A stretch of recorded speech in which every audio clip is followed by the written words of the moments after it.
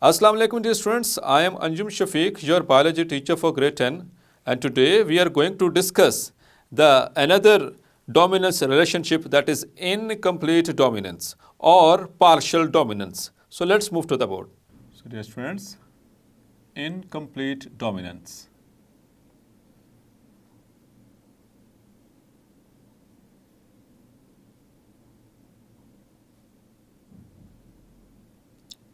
In the previous lecture, we have studied the codominance, and now we are going to discuss the incomplete dominance, one of the dominance relationship. Dear students, incomplete dominance को एक और नाम भी दिया जाता है, इसको partial dominance भी कहते हैं. It is also called as partial dominance.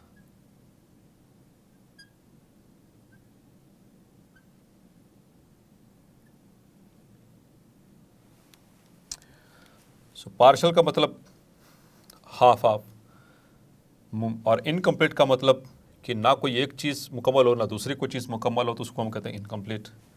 तो पहले इसको डिफाइन करते हैं, फिर आगे इसकी एक्सप्लेनेशन देता हूँ. So incomplete dominance, it is a condition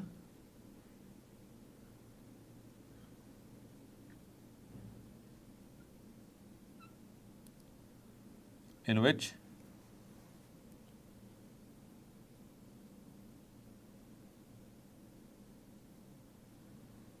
a heterozygous genotype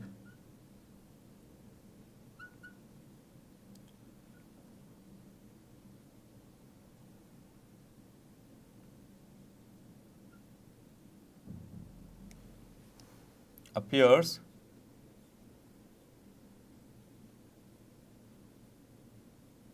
as a blend or mixture of the two alleles. So it is a condition in which a heterozygous genotype, तो ये भी heterozygous relationship है. heterozygous मतलब कि यहाँ पर दो different alleles मौजूद हैं, और इसमें वो अपीयर कैसे होंगे जब उनको आपस में क्रॉस करवाया जाएगा, तो they appear as a blend. Blend कहते हैं मिक्सचर को, मिक्स हो जाना. तो उनकी वजह से जो क्रॉस आएगा वो उसके अंदर फिनोटाइप होगी, that will be mixture of the two alleles. इसका मतलब ये हुआ, none of the two alleles are expressed completely. मुकम्मल तौर पर वो एक्सप्रेस नहीं होते. So that is Y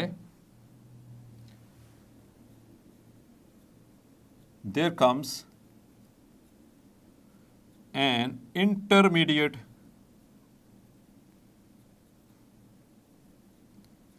phenotype. तो उसके नतीजे में क्या बनेगा, एक इंटरमीडिएट फिनोटाइप दोनों के दरमियान में बनेगी. मतलब कि उसका जो ब्लेंड होगा वो इन दोनों के दरमियान में होगा. तो चलिए इसको एक्सप्लेन करता हूँ. सो बेसिकली इसकी जो एग्जाम्पल है, it's example, very best example, it's example is a 4 o'clock plant.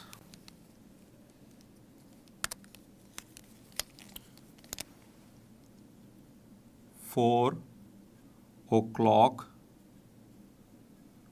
plant. आप सोच रहे होंगे कि ये 4 o'clock प्लांट क्यों है, ये क्या चीज़ है. सो डियर स्टूडेंट्स, ये प्लांट बेसिकली इसको 4 o'clock इसलिए कहते हैं क्योंकि इसकी जो ब्लूमिंग है, यानी इसका खिलना जो है, वो आम तौर पर 3 से 4 बजे के करीब करीब, यानी कि इन द लेट आफ्टरनून, ये इसके फ्लावर्स जो होते हैं ब्लूम करते हैं तकरीबन लगभग 4 बजे के करीब, यानी कि दोपहर के बाद लेट ये इसके फ्लावर्स होते हैं वो ब्लूम करते हैं। इस वजह से इस प्लांट को हम कहते हैं 4 o'clock प्लांट। डियर स्टूडेंट्स, इसमें 3 तरह के फ्लावर्स बनते हैं, 3 इसकी फिनोटाइप्स हैं।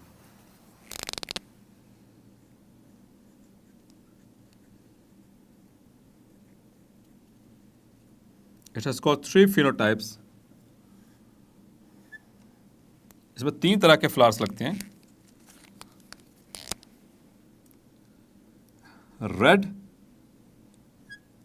Pink and white.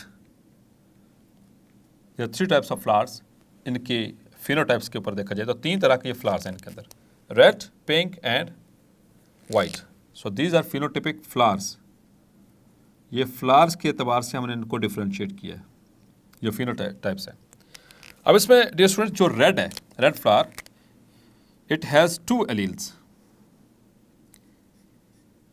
इसके 2 एलील्स हैं, capital R and capital R. जबकि जो वाइट है इसके भी 2 एलील्स हैं, it has got alleles small R and small R. लेकिन इस प्लांट के लिए पिंक कलर के लिए कोई स्पेसिफिक जीन या एलील नहीं है। There is no specific allele for pink flower. तो फिर ये कैसे बनता है डियर स्टूडेंट्स? जब साइंटिस्ट ने इसके ऊपर रिसर्च की तो पता चला, हुआ क्या था, कैसे पता चला, कैसे डिस्कवर हुआ कि इसकी कोई स्पेसिफिक अपनी जो है वो एलील नहीं है। तो उन्होंने होमोजाइगस रेड को होमोजाइगस वाइट के साथ क्रॉस करवाया। They crossed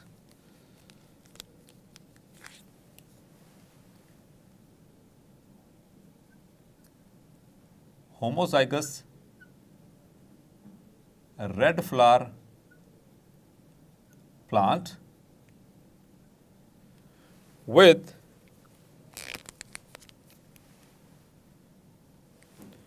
the homozygous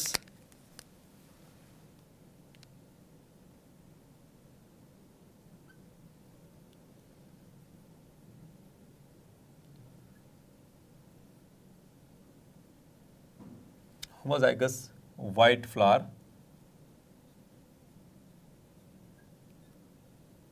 plant. और डियर स्टूडेंट्स, होमोजाइगस क्या होता है? हम पहले बात कर चुके हैं। होमोजाइगस उसे कहते हैं किसी भी कोई भी ऐसा फ्लावर या कोई भी ऐसा प्लांट अगर वो अपने ट्रेट के लिए होमोजाइगस है तो उसे हम क्या कहेंगे? That means it is a true breeding plant. Yes, तो यहाँ पर हम उसको उसी तरह से इस्तेमाल कर रहे हैं। यहाँ पर ट्रू ब्रीडिंग की बजाय हम इस्तेमाल कर रहे हैं होमोजाइगस रेड। तो होमोजाइगस रेड कैसे होगा? Because when it is capital R and capital R. और होमोजाइगस वाइट कैसे होगा? If it is small R and small R. So this is the P1 generation. Clear dear students? अब इसके बनाएंगे हम gametes.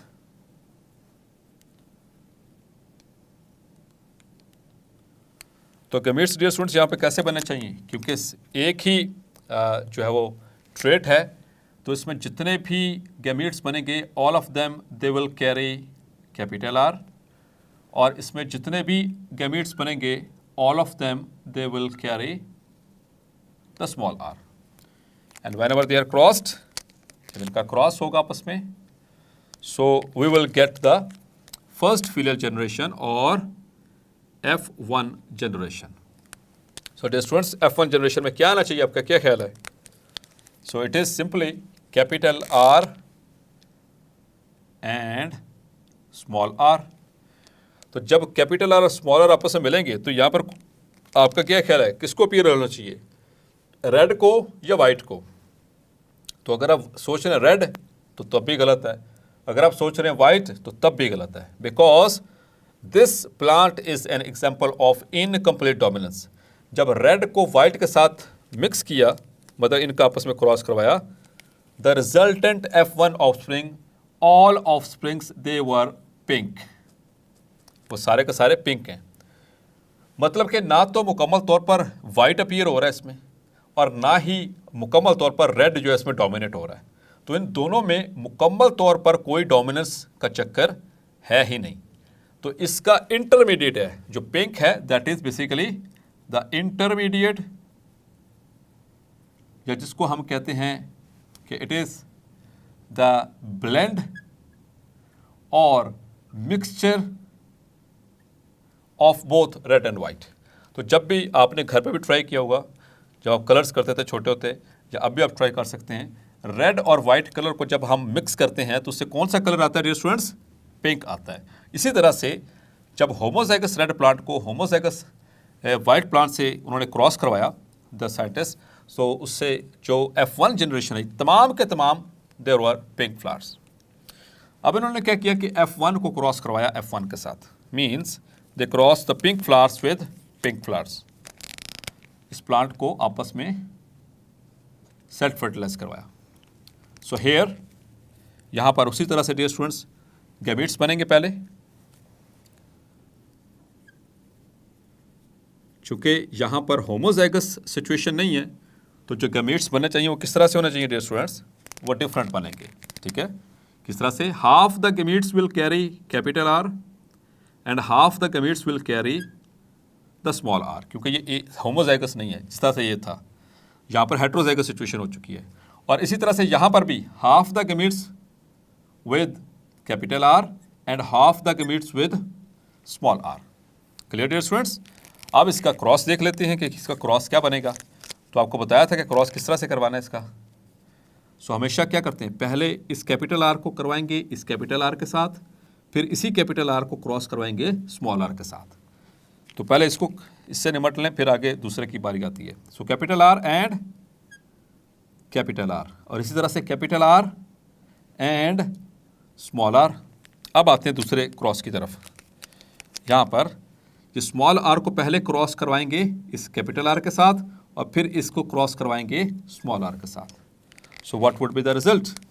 So small R and capital R and small R small R. So yes my dear students, तो यहाँ पर कैसी situation बन गई अगर हम इसको देखें। सो दिस इज रेड फ्लावर,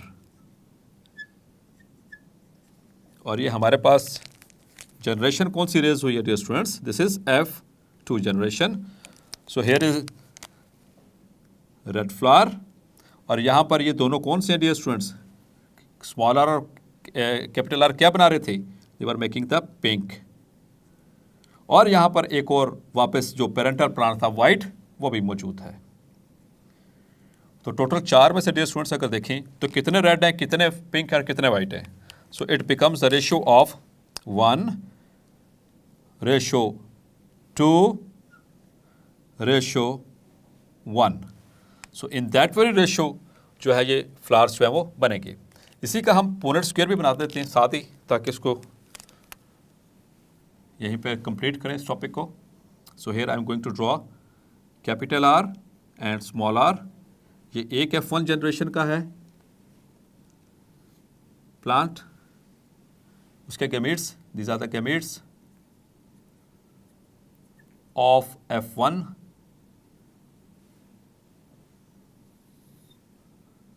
इसी तरह से यहाँ पर ड्रॉ करूँगा dear students, capital R and small are.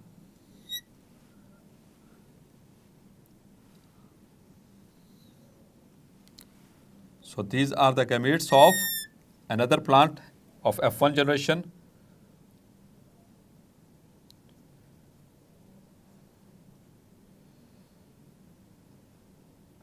तो F1 को हमने किसके साथ क्रॉस करवाया? F1 के साथ। तो यहाँ पर क्या प्रोबेबिलिटी निकल चाहिए dear students? This is the Punnett square, और हमने बात की थी कि जो पुनेट स्क्वायर होता है उसमें जो प्रोबेबल जीनोटाइप होती है वो हमें मिल जाती है बायोलॉजिस्ट को।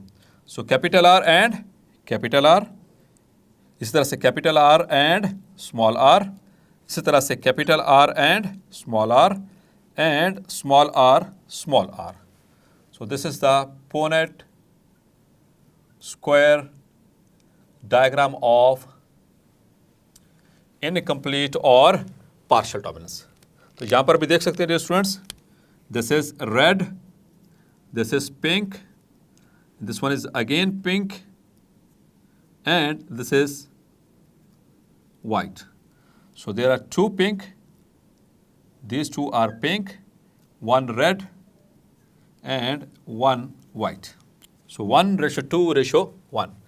तो dear students, ये भी एक डोमिनेंस रिलेशनशिप है। यहाँ पे आपने देखा कि मज़े की बात यह है कि पिंक फ्लावर का जो प्लांट है उसका अपना कोई स्पेसिफिक जीन नहीं है, वो इन दोनों के मिक्सचर से बनता है, इनके ब्लेंड से बनता है।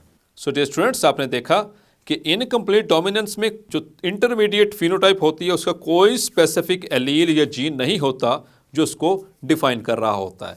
That is just the combination of homozygous red and homozygous white, और उससे जो इंटरमीडिएट आएगी वो उन दोनों का ब्लेंड होगा या मिक्सचर होगा, जिसमें ना तो मुकम्मल तौर पर रेड एलील एक्सप्रेस हुआ और ना ही मुकम्मल तौर पर वाइट एलील एक्सप्रेस हुआ, बल्कि जो फिनोटाइप आई F1 जनरेशन की, दैट वाज द इंटरमीडिएट और ब्लेंड ऑफ द बोथ होमोजाइगोट्स।